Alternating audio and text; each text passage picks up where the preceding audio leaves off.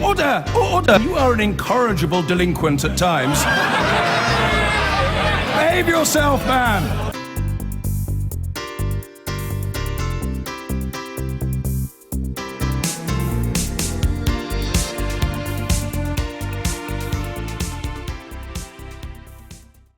Now, in the United States, Donald Trump has reached the number of delegates he needs to be confirmed as the Republican presidential nominee. A small number of the Republican Party's unbound delegates pledged to support him, giving him more than the 1,237 needed to clinch the Republican nomination. It comes as President Obama, who's attending the G7 summit in Japan, said world leaders were surprised by Mr. Trump's popularity. They are not sure how seriously to take some of his pronouncements, but they're rattled by him, and for good reason. Well, in the last few minutes, Donald Trump has been speaking at a press conference in North Dakota. But President Obama, you see what's happened. You see where we're going. We're a divided country. We have tremendous difficulty, tremendous problems, and we're going to solve those problems. We're going to solve them fast, okay? Well, to discuss the possibility of a President Trump, as well as the global problems in the steel industry, I'm joined now by one of America's leading economists. She's an award-winning author with over 20 books to her name. But Deirdre McCloskey defies easy definition. She was once a Marxist, but now advocates for free markets. Once an atheist, but now a practicing Christian. Deirdre didn't just change her views on economics and religion, but also her gender. She was born Donald and was married for 30 years with 2 children before choosing to transition from male to female at the age of 53. Well, that was 20 years ago. We'll be talking to her about gender and identity in just a moment. But first, as often these days, to Donald Trump. Welcome to you. So we've just seen him. He's crossed the finishing line in terms of delegates. He could be your president. It's appalling, but it's a worldwide problem. You see what just happened in Venezuela over 10 years, and what's been happening in Argentina over many more years. It almost happened in Austria, and you have your versions. We'll talk about those in a minute. Even Holland. Even Holland. With which I'm very familiar, had Fortuyn, Pim Fortuyn, and he was very like Donald Trump. So is this a failure of the global system of economics that we've all come to take for granted? No, is this the anger that's produced by that? No, I don't think so. I don't think it has a real economic base. Of course, there are people who are hurting, but in fact, economic growth in the last 15 years has been faster than in any time in world history. So the percentage of people on an appalling $1 or $2 a day in the world has been falling like a stone for 30 years. So it's not out of economic problems, it's out of you might say psychological problems, especially working class people in the United States. Let me talk to you about British Steel. We had that piece earlier from Andy Davis. You did one of your special theses on British Steel. You know a lot about British Steel. That's right. Is there a future for British Steel, or should we just forget about it? There's a future if you can sell it profitably. There are small steel mills in the United States. I have a cousin who owns one. And if you can do special steels. But the day when Britain was producing open hearth ship plates is long gone. Now, we mentioned Brexit very briefly earlier, so I have to ask you, the vast majority of economists that I've spoken to are against the idea of Brexit. I am too. You are too. Is there any upside to Brexit as an economist? Well, it all depends on how it interacts with the politics.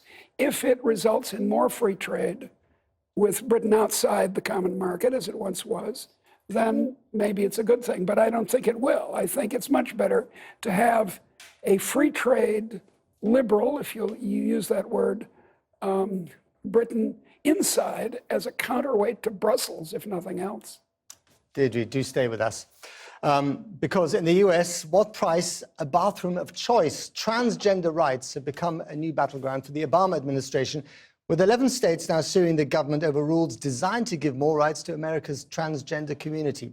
The issues are now centered in North Carolina after the biggest city in the state tried to end discrimination of its LGBT citizens.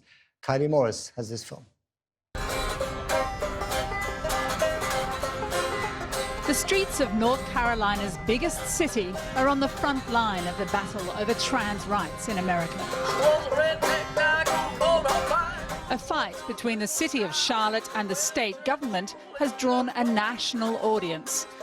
And people like Lara Americo, who's a transgender woman, find themselves players in a drama not of their choosing. Transgender people have been around since humans have been around. We've just been hiding, and people still hide today because it's scary to be open like this when there's so many people against you. I don't think it's a culture war. I think it's an emergence of people being free and being more open and authentic. Here's how we got here. 3 months ago, Charlotte City Council passed a bylaw that not only allowed trans citizens to use the toilet that corresponds with the gender they're living as, but gave stronger protections to LGBT citizens. Today in Charlotte, you can kick someone out of a restaurant for being gay, not to mention transgender. And I can't live with that. You've got to be able to create the working and living environment in Charlotte that mirrors who we say we are. But the state legislature, controlled by Republicans, responded with its own law, undoing Charlotte's new protections and declaring that people must use only the bathroom of the gender they're born into.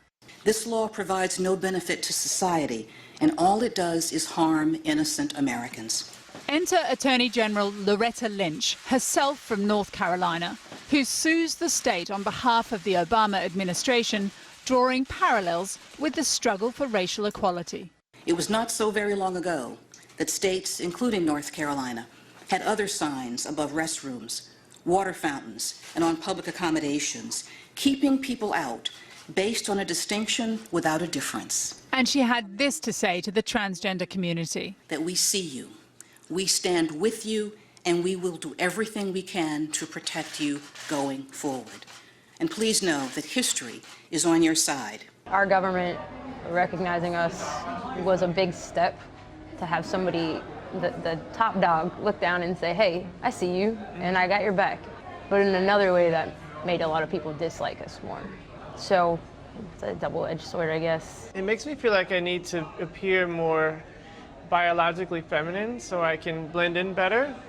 But even though I'm a transgender woman, I'm okay that there's masculine things about me. So every time I wear a flannel shirt or I walk into a women's bathroom, I see it as a protest against norms that I don't agree with. On the other side of the argument are the all-American Benham brothers, poster boys of the religious right and twin sons of an evangelical pastor. They live and work just outside of town.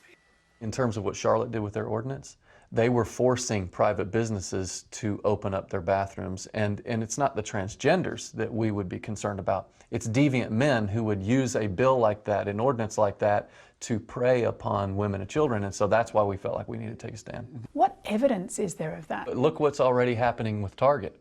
I mean, we've already got situations happening in Target right now where men not even presenting as women, but just saying, hey, I'm a woman, and they're walking into bathrooms, and there are customers who are so incredibly disheveled by this that they're coming out, and there's nothing that any Target official can do. This is not love, and they've proven it by opening their bathrooms to perverted men! There have been protests against the retailer after it changed its bathroom policies to make them more inclusive. Target does not protect mothers and children. Mothers, get your children out of this store! But when we asked Target whether there'd been any safety issues because of the policy change, they said there hadn't. Trans activists like Shay Busick say if anyone's at risk, it's trans people themselves. What that lady was doing was getting people's emotions. They don't know what to expect. They don't know anything about us. They've never met a trans person, and then they fight back against us. So that becomes a public safety issue to us. We're the ones that are ending up in the hospital. Our heart breaks for them, and I want to help them in any way, but unfortunately, a lot of them think that we hate them because we're willing to talk about behavior and ideas and true identity as coming from God. And we won't give in to the, hey, I feel like a woman today, so I'm going to be a woman. Most people who are transgendered, who I've met anyway and who I've interviewed, would say it's not a behavior. It's not something you slip into and slip out of. It is an identity. And it is an identity that is at the core of who they are. And I would say if that's true, then I want to see a black man who's turned white, and I want to see a white man who's turned black, because then you can relate the civil rights issue with this issue. What the Benham brothers are willing to say about transgenderism and homosexuality, based, they say, on their faith, cost them a reality TV show contract. Every day, we do CrossFit WODs, and he and I compete with each other, and I usually beat him. It was dropped before even going to air after LGBT activists protested against their views. In their latest book, they compare changing gender identity with Jason's 3-year-old daughter wanting to be a horse. Is that a fair way to equate the struggle? What do you mean by fair? Transgendered? What's your standard I for worry fair? that it infantilizes the idea, that it minimizes the idea, that it's some kind of childhood fantasy that you should kind of grow out of. And I would say that I never meant to offend anybody by that, but the logic remains the same. That's child abuse. If I allow her to think that she's still a horse. So if you met someone who was the parent of a transgendered child and they told you that they were raising their biological daughter as a son, you would regard that as abuse? Yeah, absolutely. Child abuse is causing someone to commit suicide because they can't be themselves. I wish so much that being trans was just a phase or just a fantasy, and I can just live a life as my assigned at birth gender, but it never worked, and I tried for many years, and it was detrimental and toxic to everyone who was around me. Only now that I'm authentic, I can finally attempt to live a normal life. And now that I have this liberated identity, now I'm being discriminated against for it. And you finally found yourself. Yeah. In today's North Carolina, the most intimate of life's details plays out in public. Staying hidden is no longer an option. Kylie Morris, Channel 4 News, Charlotte. Well, Deirdre McCluskey is still with me here. I mean, extraordinary looking at that. One really does get the feeling that with America, it's 2 steps forward and 1 step back, or perhaps 2 steps back. Well, I always compare my country to phyllo dough. Many, many layers. And there's some people who are back in the 1950s or the 1920s for that matter. And some people are in the 2030s, and like these people. And so there are these conflicts. I think it's an exceptionally foolish issue. I mean, what would you do? Have genetic scientists standing in front of every bathroom? It makes no sense. But it is an issue that seems to fit into the bitter partisan divisions that are currently tearing America apart. And that's why it's become prominent in our interminably long campaigns. And it's going to get worse, isn't it? Well, in the next few months. It's going to get worse if Donald Trump lets it get worse, and I think he will, because that's the first step to populist fascism, is to find groups to make alien. Mm-hmm. He's chosen women, which I think is an exceptionally bad choice from an electoral point of view. But women, blacks, Hispanics, transgendered people, whoever he can get. So what would your advice be to transgender people living in places like North Carolina who feel under threat? Well, I would suggest that they move, that they stay in Charlotte. They stay in Charlotte. And don't move out. Don't move out to the... Hold the fort. Well, I can't ask them to hold the fort, but I would ask them, I would advise them to stay in a community like Charlotte, which wants everyone to be free. It's the second banking city in America. It's a growing, prosperous city. I know it is. It's and it's not going to grow if it's not cosmopolitan on this point. We found this out in Chicago. The cops were raiding gay bars, and the mayor said, "No, wait a second. We want Chicago to be an international city. We can't do this anymore." So they stopped. Got to leave it there. On stop. Deirdre McCluskey, thank you very much indeed. Thank you, dear.